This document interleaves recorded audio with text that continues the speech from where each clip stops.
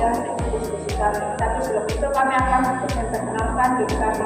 Saya Risa Melianto sebagai moderator, saya Yudi Salome sebagai pemateri 1, saya Maria Dalgana sebagai pemateri 2, saya Anastasia Eka sebagai pemateri 3, saya Oktaviani Narendee sebagai pemateri 4. Di sini kita akan membahas mengenai analisa di bidang etika yang kami ambil, yaitu konflik kepentingan.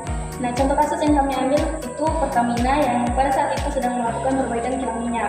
Pada saat perbaikan tersebut, Pertamina membutuhkan peralatan teknis. Nah, dalam proses tender tersebut terdapat beberapa perusahaan yang menyediakan peralatan industri. Salah satunya ada perusahaan yaitu PT Prima Teknik yang memiliki hubungan kerabat dengan salah satu pihak panitia pengadaan yaitu pihak A, dan kemudian dari hal tersebut pihak A memutuskan untuk memilih perusahaan teknik agar sebagai penyedia peralatan industri tersebut. Padahal pada saat itu perusahaan teknik memberikan harga yang tinggi dengan kualitas yang tidak sebanding atau tidak sebaik dengan perusahaan lain. Dari kasus tersebut kami mengambil kesimpulan bahwa itu menyatakan bahwa terdapat konflik kepentingan karena pihak A lebih mengutamakan perusahaan yang sedang memiliki hubungan pribadi dengannya untuk mendapatkan keuntungan pribadi. Konflik ini berdampak pada stakeholder. Dampak ke Pertamina itu sendiri itu yang pertama kerugian finansial. Jika vendor yang dipilih karena hubungan keluarga bukan karena kualitas, Pertamina bisa mengeluarkan biaya yang lebih tinggi untuk peralatan yang sebenarnya itu tidak memenuhi standar. Hal ini dapat menyebabkan biaya perbaikan, penggantian alat, keterlambatan proyek, dan mungkin harga BBM akan naik. Yang kedua itu penurunan efektivitas proyek. Proyek lain dapat tertunda karena alat tidak cocok, tidak kompatibel atau tidak lulus uji teknis. Keterlambatan ini berdampak pada mundurnya target produksi dan mengganggu rencana bisnis jangka panjang. Yang ketiga, kerusakan reputasi perusahaan. Sebagai BUMN besar yang harus transparan adalah konflik kepentingan dapat memunculkan persepsi bahwa Pertamina tidak profesional, tidak objektif atau syarat nepotisme. Ini dapat merusak kepercayaan publik dan stakeholder lain termasuk pemerintah. Yang kedua, keputusan etis terbaik dapat dilakukan dengan beberapa cara. Yang pertama, mengungkapkan konflik kepentingan, di mana individu yang memiliki hubungan keluarga dan kepentingan pribadi harus melapor kepada komite pengadaan. Yang kedua, mengundurkan diri dari proses keputusan. Pihak yang memiliki konflik ini tidak diperbolehkan untuk menilai dan memutuskan tender. Yang ketiga, menggunakan sistem pengadaan yang transparan dan objektif, yang dimana vendor yang dipilih harus berdasarkan kualitas, harga, dan standar teknis, bukan karena kepentingan pribadi.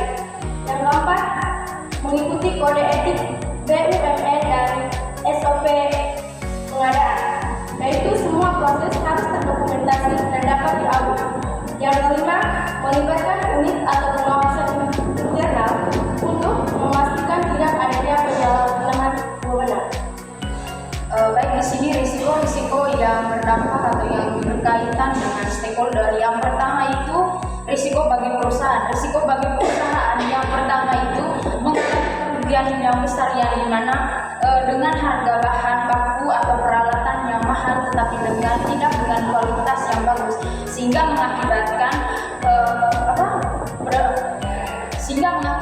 pekerjaan itu tidak berjalan dengan lancar karena mengalami kerusakan yang begitu banyak atau kesulitan dengan peralatan yang tidak baik. Yang kedua itu potensi kecelakaan tenaga kerja itu sangat tinggi karena fasilitas atau kurangnya akibat peralatan yang kurang memadai, sehingga akan mengakibatkan atau kemungkinan akan terjadinya kecelakaan pada saat kerja atau kecelakaan terhadap tenaga kerja. Risiko yang kedua itu risiko bagi individu. Yang pertama itu reputasi profesional hancur dan sulit dipercaya, yang dimana ketika pekerjaan itu sering berjalan tetapi banyaknya kerusakan atau kendala, sehingga banyak konsumen yang tidak mempercayai lagi atau tidak akan adanya kepercayaan dari konsumen. Yang ketiga itu